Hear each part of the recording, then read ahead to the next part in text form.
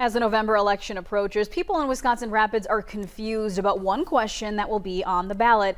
It's specifically for ATV and UTV riders. News Channel 7's Brianna Weaver is in Rapids, where she met with the mayor and a group in support of that referendum. Bree, what can you tell us about it? Jeff and Cassandra, the Open Wisconsin Rapids ATV routes has been collecting signatures all year to get certain roads open for ATV and UTV riders. But when they saw the referendum question meant to go on the November ballot, the initial happiness turned to one of major confusion.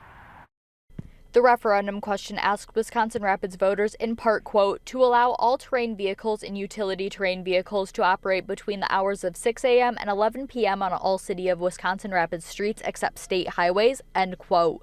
The referendum continues to state either ATV or UTVs in this instance may be driven alone by anyone 16 years or older, while 12 to 15-year-olds may drive only if they're with their parents or guardians. Outlining them in just a piece or a portion and saying the who, what, where, when, and why gives the impression that that's the only restriction that's out there, and there's much more to it than that. Madeline Palmquist is a data collector for Open Wisconsin Rapids ATV routes. She and others were under the impression that the question would be worded very simply, in a way that pointed the voters to read the rules and regulations and understand them as a whole.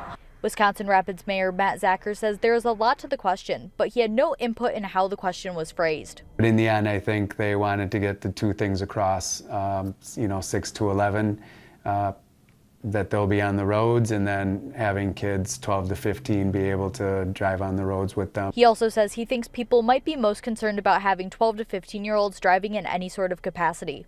I think scares a lot of people, and in essence of having a 12 to 15-year-old on the street, even if it's with a parent and something does happen while they're crossing a street.